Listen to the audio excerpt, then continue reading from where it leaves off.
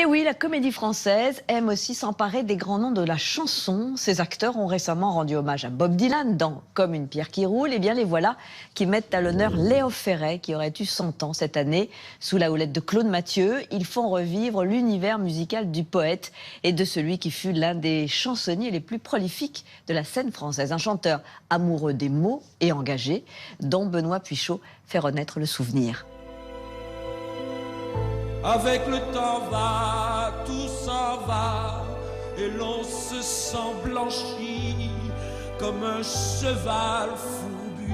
Avec le temps, on ne se lasse pas d'écouter ou de réécouter un de nos plus grands poètes. Léo Ferré, c'est extra, chanteur mélancolique de l'amour déçu, nostalgique mais aussi gouailleur. Ferré aurait eu 100 ans cette année. La comédie française en profite pour réinterpréter son répertoire dans un spectacle cabaret mis en scène par Claude Mathieu. C'est une étoile d'amour qu'on entoile au beau jour. Joli moment, joli moment. Je cause français, c'est un plaisir. Y a nos chagrins qui ont des couleurs, y a même du printemps chez le malheur. C'est extra. Né en 1916 à Monaco, ami de Piaf et d'André Breton, Ferré était avant tout un passeur de poésie et se fait connaître dans les années 50 en mettant les poètes en chanson. J'ai parlé des poètes un jour parce que tout de même il fallait penser un peu. Oui, mais vous avez l'obsession de la poésie. Non, je n'ai pas l'obsession de la poésie du tout. Vous pensez qu'il y a beaucoup de chansons où on parle de poètes, je pense qu'il y a beaucoup de chansons où on ne parle de rien, n'est-ce pas, dans cette époque de commerce, n'est-ce pas? Quand il parle des temps difficiles, quand il parle de la mafia, quand il parle de l'amour, toute cette introspection de l'âme humaine, je veux dire, c'est intemporel, de tout temps, chercher sur la passion, sur nos contradictions, sur nos émotions, sur nos joies. Il a fouillé ça tellement loin et il le suggère de façon tellement fine que voilà, c'est intemporel. L'autre en qui l'on croyait pour un rhume, pour un rien. L'autre à qui l'on donnait du vent et des bijoux, pour qui l'on eût vendu son âme.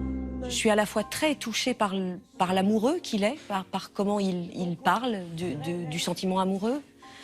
L'amoureux quasi systématiquement malheureux qu'il est, comme si, en ce qui le concernait, c'était absolument indissociable. Et le citoyen, et l'homme qui vous l'envoie pas dire, l'homme qui balance, l'homme qui se fait pas des amis, et qui résonne particulièrement, je trouve, aujourd'hui. En 1961, Léo Ferré, l'anarchiste, adapte l'engagement de la poésie de Louis Aragon, qui deviendra son Pygmalion. Le ciel était gris de nuages, il y passait des oies sauvages qui criaient la mort au passage au-dessus des maisons des quais. Je les voyais par la fenêtre, leur chant triste entrait dans mon être, et je croyais y reconnaître du Rainer Maria Rilke. Ferré dit que j'ai écouté les textes, je me suis dit les textes d'Aragon, les mains enchaînées au piano. Et il y a eu un travail de Ferré de rentrer dans la poésie d'Aragon. Et alors d'ailleurs, il dit c'est pas une collaboration, c'est une double vue. C'est-à-dire qu'il y avait Aragon et il y a eu lui qui est arrivé et qui a fait comme un lit pour ce texte d'Aragon. Est-ce ainsi que les hommes vivent? Ferré était aussi une personnalité à part, un chanteur solitaire à succès qui vivait avec un chimpanzé dans un château du Lot, mais surtout un auteur qui a apporté énormément à la langue française. Je t'ai, je te bois, je te vis, je t'envule, et c'est bien. Il a laissé derrière lui plus de 400 chansons. Il existe près des éclus. C'est un grand chanteur, c'est un chanteur qui connaît son organe vocal extrêmement bien, capable de passer du murmure à la profération, une espèce de poumonnage comme ça, énorme. On passe la nuit claire à boire. Ouais, c'est un très très bel interprète, ouais. Un très bel acteur. Puis au matin, bonsoir madame, l'amour s'achève avec la pluie.